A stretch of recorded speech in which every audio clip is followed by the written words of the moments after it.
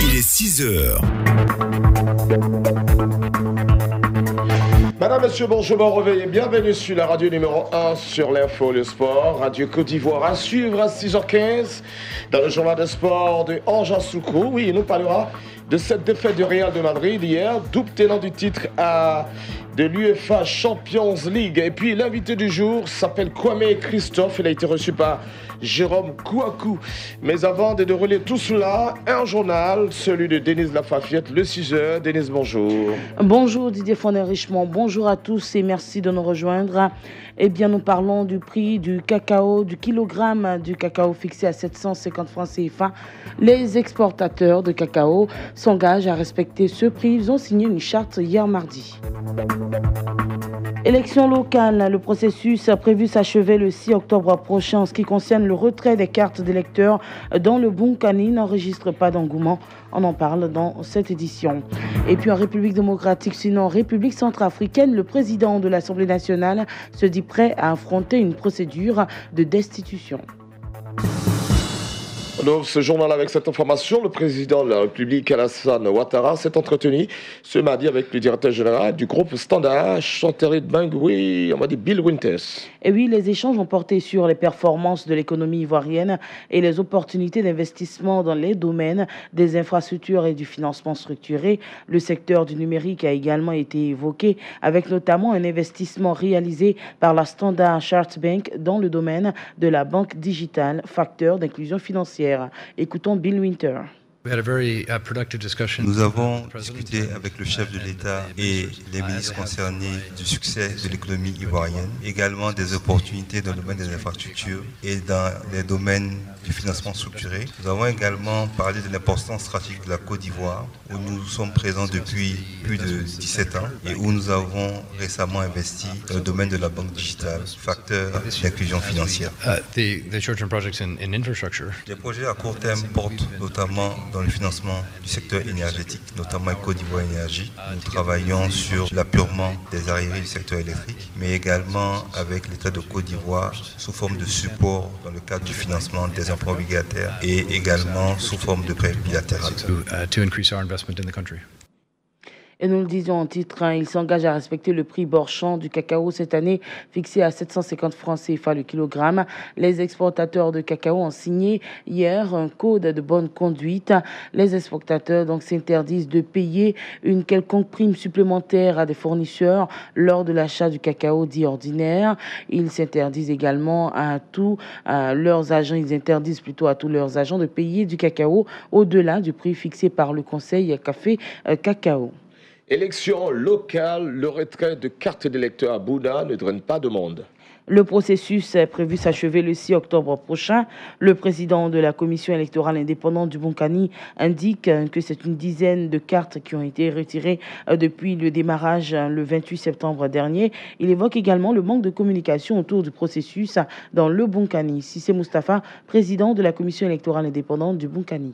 Nous avons commencé la distribution des cartes d'électeurs depuis le 28. On constate qu'il n'y a pas d'affluence, les gens ne se bousculent pas. Jusque-là, nous n'avons distribué qu'une dizaine de cartes au niveau de la commune. Peut-être que les électeurs ne sont pas suffisamment informés. Les candidats, nous leur avons signifié que les cartes étaient disponibles. Ça a eu de peut-être nous épauler, informer les électeurs qui peuvent venir chercher leurs cartes d'électeurs dans les différents CL. Et ce, jusqu'au 6. À partir du 6, on arrête la distribution. On va confectionner les kits et on va mettre les cartes d'électeurs dans le bureau de vote. Les gens iront chercher ça dans le bureau de vote. Ceux qui n'auront pas cherché ça, bureau des CEL. Les cartes sont disponibles. Nous demandons à la population de Bunkani de se rendre dans les bureaux des commissions électorales locales pour retirer les cartes d'électeurs. Et ce, jusqu'au 6 octobre. Eh bien, nous restons dans l'actualité régionale. Les intendants et économes de Côte d'Ivoire se sont formés récemment aux techniques rédactionnelles à Korogo. Notre correspondant dans la région, Siekwasi, a pu avoir la réaction de quelques participants à la fin de la formation. Écoutez. Madame Fofana, née Samagassi, j'ai appris à faire de bons rapports, de bons PV, de bons comptes rendus. Par le passé, c'était un peu difficile parce qu'on n'a pas appris ça à l'école. J'invite mes collègues à adhérer à l'association et à assister aux formations pour apprendre davantage. Kwadio Tchejak, nous sommes dans l'administration des financiers. Il faut toujours faire des rapports, des comptes rendus, des procès-verbaux, surtout qu'il y a des passations de services. Des fois, on croit connaître alors qu'on ignore certaines choses. Donc, c'est toujours bon de réviser, surtout que le préfet de région, c'est un administrateur chevronné qui a enseigné à l'ENA et qui connaît les rouages de l'administration. Vraiment, il nous a bien formés. La région du Kabadougou vient d'avoir sa commission régionale de l'Observatoire de la solidarité et de la cohésion sociale. Elle a été installée par son directeur général, nous dit Tano Kone. Cette commission comprend 15 membres, à leur tête le préfet de la région du Kabadougou, Goun Germain François. Sa mission, coordonner les différentes alertes avec les mécanismes de prévention de conflits déjà en place afin que l'État soit mieux informé pour anticiper sur la survenue des différentes crises potentielles.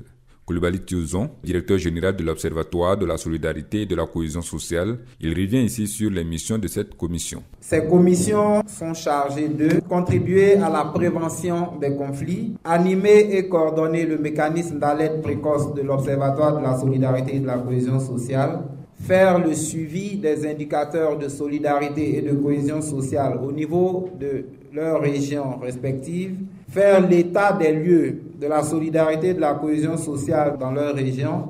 Le secrétaire général 2 de la préfecture d'Odiéné, représentant le préfet, président de la commission, a pris l'engagement au nom de ses pairs à mener à bien cette mission. Nguessa Aoutou Vincent. Nous nous engageons à assurer les choses de sorte que tout conflit soit évité dans la mesure où cela dépend de nous pour que règne la paix, la cohésion sociale pour le bien-être de nos populations. La commission régionale d'Odiéné est la 11e commission de l'Observatoire de la solidarité et de la cohésion sociale. Pour qu'elle mène bien ses missions, les membres ont été formés essentiellement en technique d'alerte précoce, les relations entre la solidarité, la cohésion sociale et les domaines de la vie. La commission a également reçu du matériel de travail. Tano Kone, Odiéné, pour Radio Côte d'Ivoire. La ville de Grand Bassam accueille depuis le 2 octobre le 4e symposium international sur la transformation sanguine et le 4e congrès de la Société ivoirienne d'hématologie, d'immunologie, oncologie et transformation sanguine. Et pendant 3 jours, 250 participants venus de l'étranger planchent sur les moyens à mettre en place des stratégies pour une sécurité transfusionnelle maximale dans les pays du réseau africain francophone de la transfusion sanguine. L'objectif est d'améliorer la sécurité transfusionnelle infectieuse en Afrique subsaharienne. Le docteur Konaté Seydou, directeur du Centre national de transfusion sanguine, revient sur l'intérêt du thème du symposium. Chaque fois que vous faites des prélèvements de sang, il faut que ce sang, avant d'être transfusé à des malades, soit sécurisé. Pour le sécuriser, il faut faire un certain nombre d'examens avant de le mettre à la disposition des patients. C'est ce qu'on appelle la qualification biologique. Et ceci est très important. Dans la qualification biologique, vous avez le côté, n'est-ce pas, infectieux, et puis vous avez le côté immuno-hématologique. L'année dernière, nous avons traité du côté immuno-hémato, qui concerne tout ce qui est groupage sanguin, compatibilité. Et cette année, nous traitons de tout ce qui est infectieux. Pour les pays africains, de manière générale, l'OMS a recommandé qu'avant de transfuser du sang qui a été prélevé chez des donneurs, il faut faire un certain nombre d'examens, dont le VIH-Sida, l'hépatite B, l'hépatite C, la syphilis. Voir dans chaque pays qu'est-ce qui est fait exactement, partager l'expérience des pays membres du RAF. On reste dans le domaine médical. 8 pays africains et la France se sont retrouvés du 19 au 21 septembre ici à Abidjan pour parler de la société civile et du financement de la santé en Côte d'Ivoire. Objectif, se mobiliser dans le cadre d'un plaidoyer pour accroître le budget de la santé dans les pays participants et mieux interpeller les partenaires au développement. Solange Koné, organisatrice, revient sur les principales recommandations de cet atelier. Ce que la société civile voudrait, c'est que la question du financement de la santé devienne une question qui soit vraiment pour elle primordiale. Il est vrai que nous travaillons sur le terrain, nous sommes dans les activités techniques, mais de plus en plus, nous voulons aller sur les questions de plaidoyer. Plaidoyer pour l'augmentation du budget de la santé, plaidoyer pour que la société civile soit partie prenante du processus de transition qui concerne les fonds dont la Côte d'Ivoire bénéficie, le financement de Gavi pour la vaccination, le financement du Fonds mondial pour la lutte contre le VIH, la lutte contre la tuberculose, la lutte contre le paludisme et bien d'autres financements dont la Côte d'Ivoire bénéficie. Les médecins, sages-femmes et infirmiers de Bunkani et du Gontougo ont été formés aux techniques de réanimation néonatale à Bondoukou.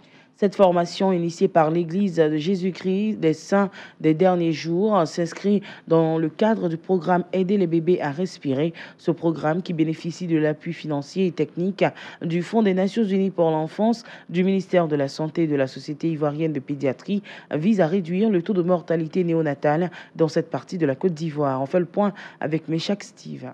Aider les bébés à respirer est un programme mondial afin de sauver les bébés à la minute d'or, lors de laquelle la stimulation respiratoire et la ventilation au ballon peut sauver la vie du bébé. Willy Binet Nessaboué, président de mission de l'Église de Jésus-Christ des Saints des derniers jours de Côte d'Ivoire Est. 10% des enfants qui naissent dans ce monde, ils ont besoin vraiment d'une assistance. Alors on a pensé que c'était nécessaire aussi que nous apportions cette connaissance aux médecins, aux infirmiers, aux accoucheuses pour une meilleure prise en charge des enfants. Durant 5 jours, les acteurs de la santé du Gontou et du Bunkani ont reçu une formation pratique sur la réanimation du nouveau-né en détresse respiratoire et le séchage du bébé. Dr Glade Gordon, médecin formateur. Dans le temps, on a fait beaucoup de choses, comme on a frappé les bébés. On sait que ça peut blesser l'enfant. Alors, au lieu de faire cela, s'il ne respire pas, on stimule l'enfant à un ballon et un masque pour réanimer les enfants. Les participants à cette formation disent leur satisfaction. Ata Virginie, sage-femme au CHR de Bondoukou. Avec la pratique, on a acquis des compétences qu'on pourra mettre en pratique sur le terrain. Ndri Aou Priska, sage-femme au CSR de Broukro. Le matériel qu'ils nous ont donné, ça nous facilite la tâche pour vite réanimer l'enfant. Au thème de la formation,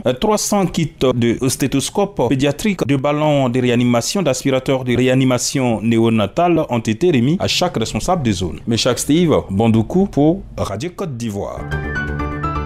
Actualité internationale à présent, en République centrafricaine, le président de l'Assemblée nationale se dit prêt à affronter une procédure de destitution. Lors de la rentrée parlementaire, après 3 mois de vacances, Abdoul Karim Mekassoua s'en est pris à ses adversaires. Dans son discours d'ouverture, après avoir appelé à l'unité et à lutter contre la corruption, le président de l'Assemblée est revenu sur les attaques dont il est la cible. Et puis la mission de formation militaire européenne en Somalie a été visée par un attentat. Un véhicule chargé d'explosifs a heurté un convoi de l'organisation qui transportait notamment des soldats italiens.